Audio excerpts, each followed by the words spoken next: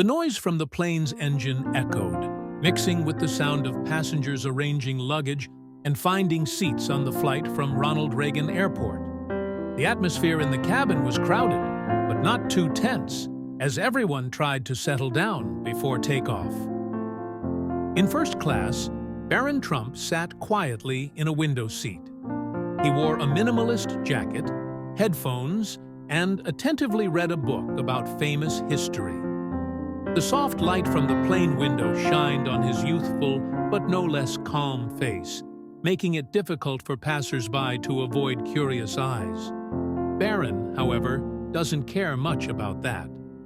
Meanwhile, at the back of the plane, Mr. Arthur, an elderly veteran, struggled to arrange his luggage in the overhead compartment. His old military jacket, with small medals glittering across his chest, evoked admiration from those in the know, but most passengers just passed him by indifferently.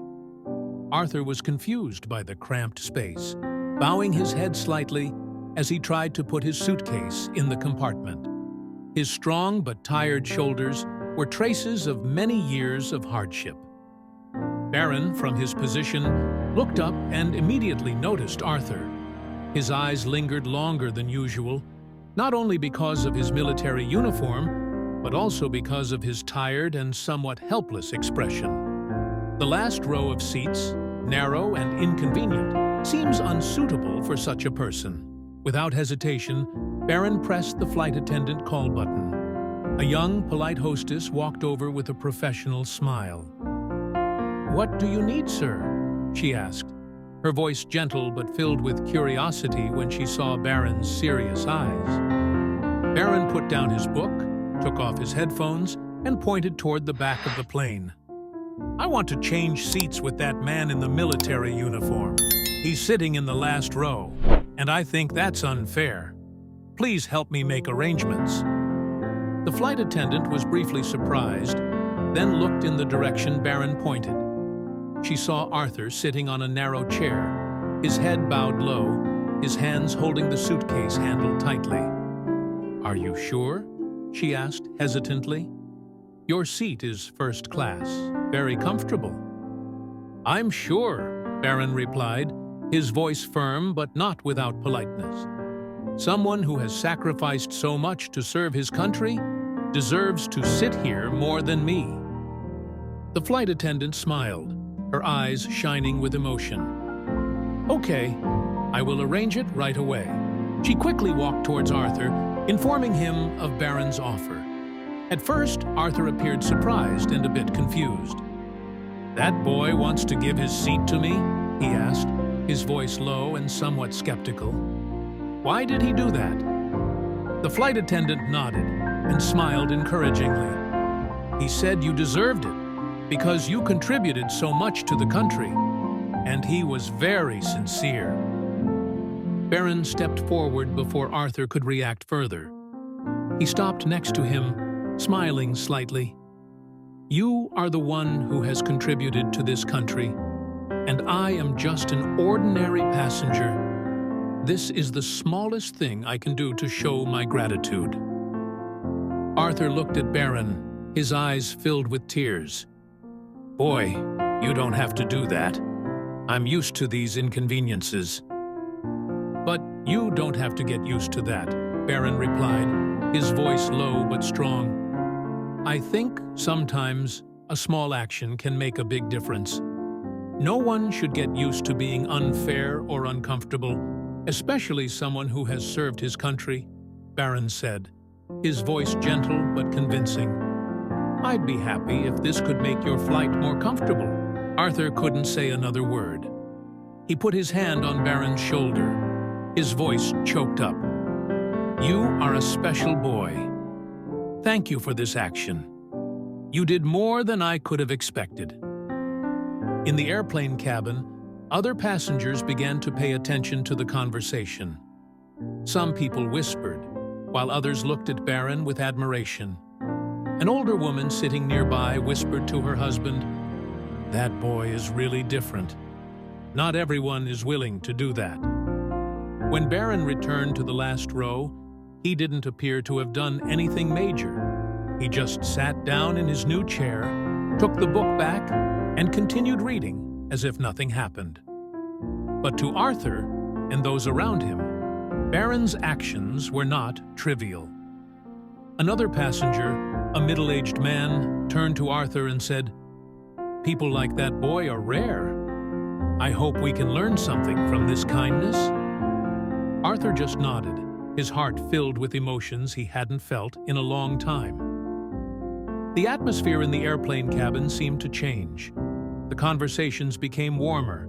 Everyone's eyes were filled with admiration for Barron. The space in the airplane cabin seemed quieter after Barron Trump's meaningful action.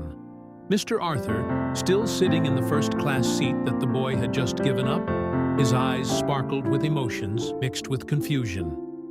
A flight attendant approached and gave him a glass of water, her face showing admiration for Barron. Arthur nodded slightly in thanks, but his eyes still followed Barron's figure, now safely seated in the regular cabin. A passenger sitting nearby, a middle-aged man, turned to Arthur, unable to hide his curiosity. "That boy is special," he said, his voice gentle but filled with appreciation. "I have never seen anyone act like that. Do you know why he did that?" Arthur placed the glass of water on the small table and sighed softly. He raised his head, his eyes seemingly immersed in distant memories. "I think," he said slowly, "his actions came not only from his kindness, but also from the family that raised him." "Family?" the passenger nearby asked curiously. Arthur nodded, his eyes gradually brightening as if old memories were flooding back. "Years ago, when I returned from the Vietnam War, I had nothing left. No home, no job, no confidence to start over. Society at that time, with its disagreements about the war, left many veterans like me marginalized. But one person helped me, and that person was this boy's father, Mr. Fred Trump." Arthur's words surprised the people sitting nearby. A few other passengers began to listen as the story spread throughout the cabin. Arthur continued, his voice shaking as he remembered, "When I met Mr. Fred, I was exhausted and desperate. I don't expect help from anyone, but he looked at me differently. He didn't ask me questions like, 'Why did you end up like this?' or 'What would you do to help yourself?' Instead, he just said, 'You served this country, and that is the least we can do in return.'" Arthur stopped, raised his hand to wipe the corner of his eyes. "Mr. Fred gave me a job in one of his construction projects. He helped me have a roof over my head and an income to start my life again. He not only gave me a chance, but also restored the self-esteem I thought I had lost." Arthur's story quickly spread throughout the plane's cabin. Passengers around began to share emotional glances. Some even whispered to each other about the heart of the Trump family. A young woman sitting nearby whispered to her husband, "Not only that boy, but their whole family are special people. They really know how to recognize the value of others." Another passenger, an older man with white hair, turned to Arthur and said, "I think today, not only you, but all of us here received a great lesson. Sometimes, kindness is not just an action, but a way to spread hope." Arthur looked down at his hands, as if imagining the first days of being helped by Fred Trump. Then he looked up, his eyes directed towards Barron, sitting far away. "That boy," Arthur said, his voice filled with emotion, "was taught respect and gratitude from his family. He doesn't do it to be admired. He did it because he truly understood what was right." The air in the airplane cabin seemed to be filled with a feeling of warmth and solidarity. Arthur's words turned an ordinary flight into a memorable moment, not only for him, but for everyone who witnessed it. A few passengers began to turn to each other, smile more friendly, and exchange sympathetic looks. Barron's small act sparked an outpouring of kindness and respect. Right in that small airplane cabin. The atmosphere in the airplane cabin seemed to calm down after Mr. Arthur's story. Meanwhile, the flight attendant returned to Barron's seat with an emotional expression. "Sir, I think you should know this," she said, her voice filled with emotion. "He, Mr. Arthur, was a man who sacrificed a lot for his country. After returning from the war, he encountered many difficulties, but his father, Fred Trump, helped him at the most difficult time of his life. It's thanks to your father that he has a home and a job. He just told me this." Barron was speechless for a few seconds. His eyes opened wide, then slowly lit up with a look full of emotion. "It's amazing," he said, his voice quiet. "He did a lot of good things for the country, and my father had the opportunity to repay that. It's great to know that Dad's actions are still making an impact today."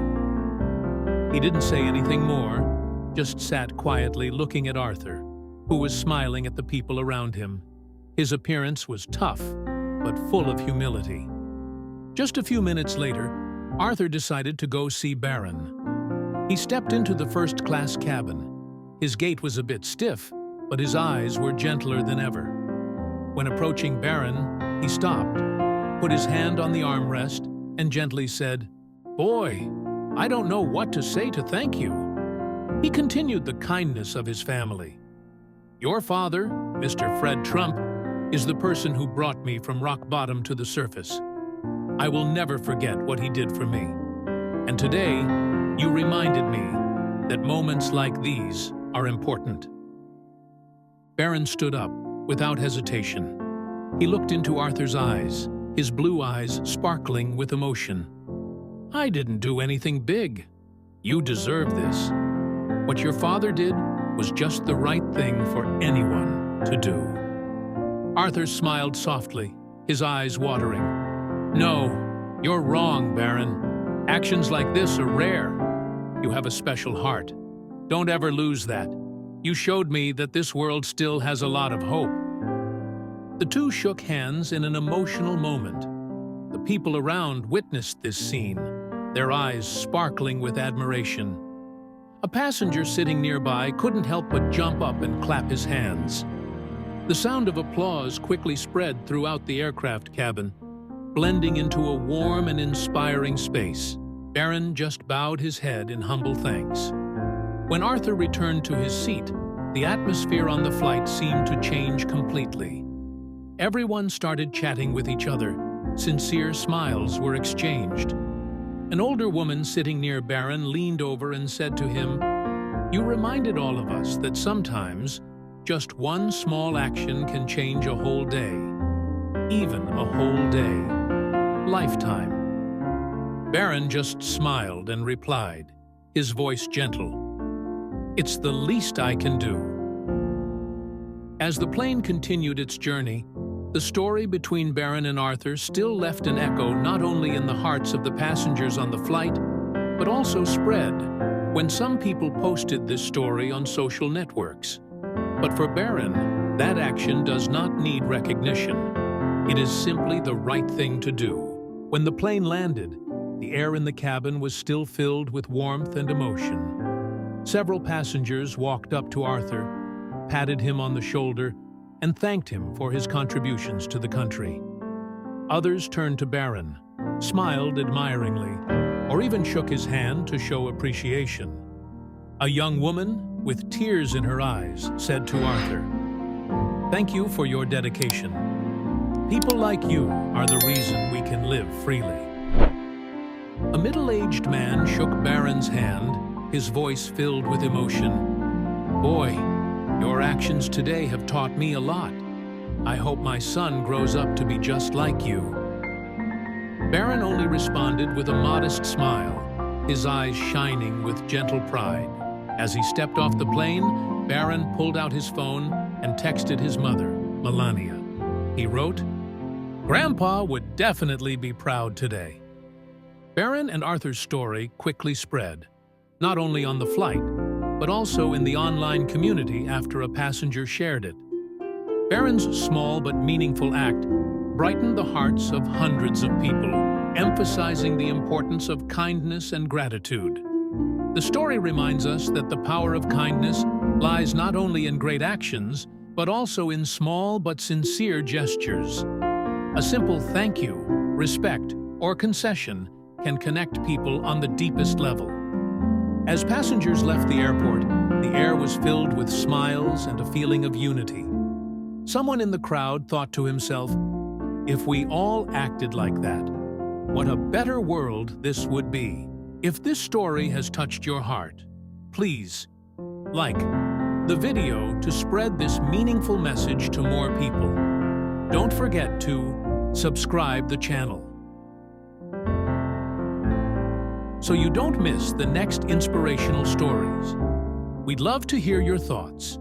Please leave a comment below and share your thoughts or valuable lessons you learned from this story. Join us to create a community of kindness and sharing. Thank you, and see you in the next video.